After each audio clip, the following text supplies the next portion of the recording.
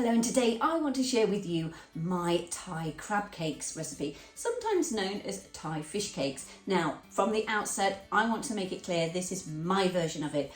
There are literally hundreds of different variations. However, I like this one because I've got a lot of these ingredients at home to hand and just have to really pick up the crab meat. So I'm not having to go out and get an exhaustive list that's different from my usual shopping.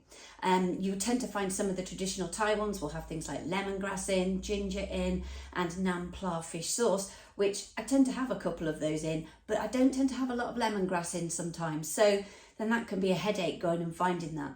So I hope you're going to enjoy this. Today, I'm going to be making these for me and my husband, but they're also great as a canapé. Yeah, do you have parties and you need to make some like little canapés? These you can literally portion down, serve with a beautiful sweet chilli dipping sauce. They are a real hit. Anyway, let's get started because I'm sure you're going to enjoy this. It's also quite simple.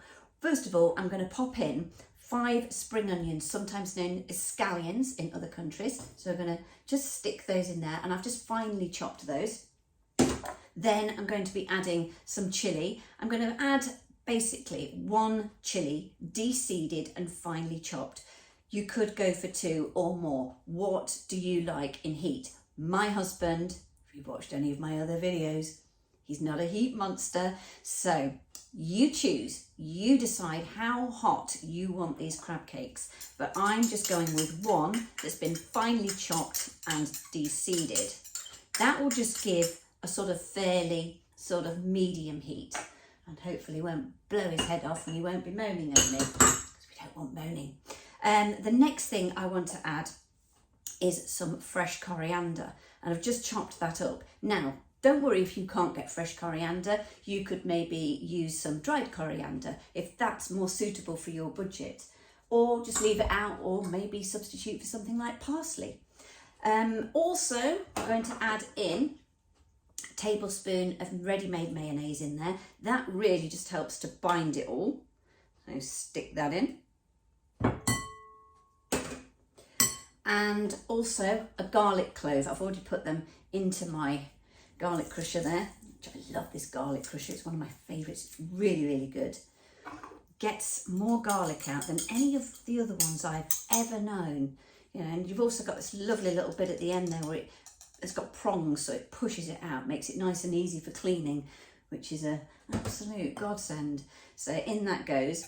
Then we're going to add in the zest of a lime. So again, another little gadget which I love. And we're just going to take that zest. And you'll see with this zester that I'm using, it collects it in the back first, which is quite good. Don't go too hard with your zester. You only want, you know, the top part of the skin, nothing else. It does smell gorgeous, doesn't it? And don't worry, I always use up my limes, even if I'm just zesting them. Put them in a juice in the morning with Manuka honey in particular. Really, really good. Another good health tip there.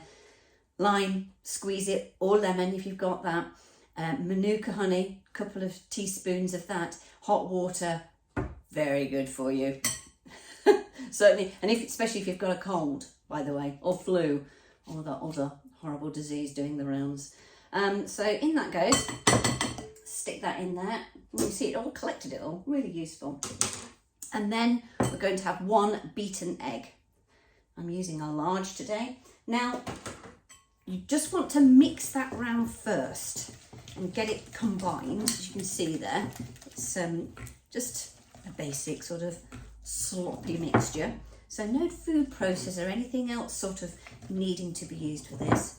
The next ingredient is the star of the show, which is crab. Now you want around 200 grams of this. If I was making these just for myself, I would probably half this, just half all the ingredients. You can also make these and put them in the freezer and then bring them out when you're ready to cook them as well, because this is ready cooked crab meat, so that's really, really useful, helpful and quick.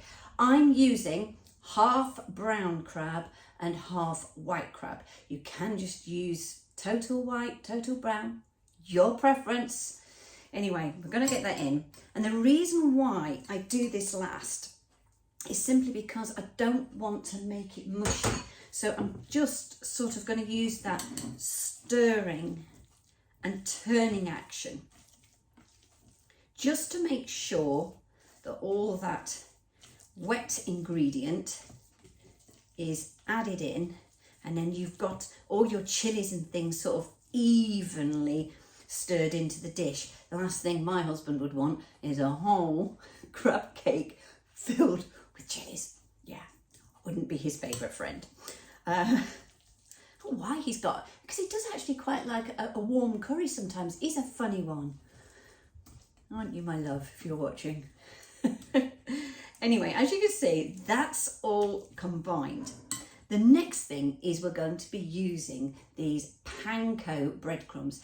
If you can't get panko breadcrumbs, that's fine. I've always got them in my cupboard because I do chicken schnitzel and all sorts of things.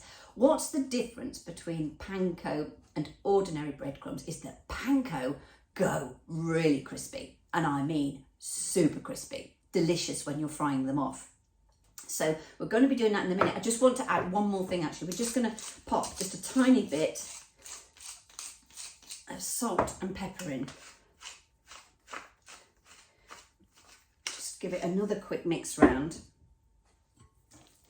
Well, I'm trying to keep this as fresh as possible. So you don't want to overdo it with the old salt in particular. And then you're simply going to portion it up. So you would either take like a small handful and then you're going to mix it into the breadcrumbs. I'm going to be using an overhead shot now so that you can see it a little bit clearer. So I do hope that you can see this on the overhead. I'm just taking sort of, a spoonful of the crab mixture and then plopping it into some flour. I've just got sort of maybe about a couple of tablespoons there of plain flour, just ordinary, and just sort of roll it in your hands so it sort of then goes into a flat pate. Then just dump it in to the panko breadcrumbs like that. Switch that over. And then just roll it. This is what I love about panko breadcrumbs as opposed to normal breadcrumbs, which you can use.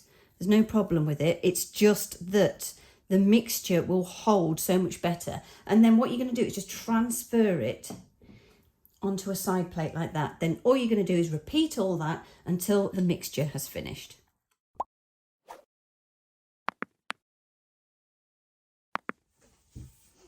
So there you go.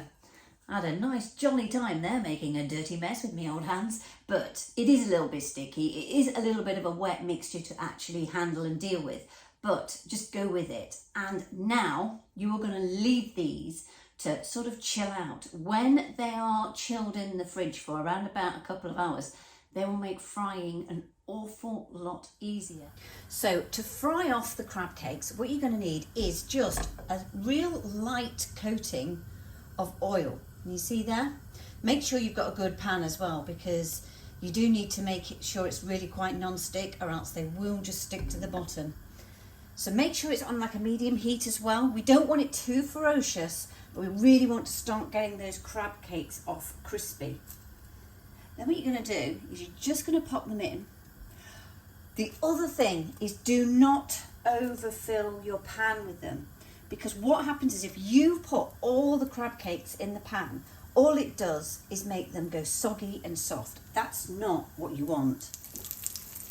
So after about a couple of minutes, just make sure the heat isn't too ferocious, and then what you're going to do is just turn them over. Can you see? They're really nice and golden and still holding steady, so they're not falling apart.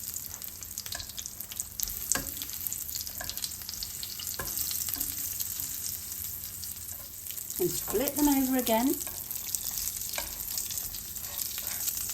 As you can see, they've got that gorgeous crispy coating. Really nice. All you're doing now is just making sure that they're heated all the way through. It roughly takes about 5 to 6 minutes. And once they're cooked, it simply is a case of plating them up with a gorgeous salad and, of course, some of my favourite sweet chilli dipping sauce. The full written recipe is on my website, cookingwithemily.co.uk.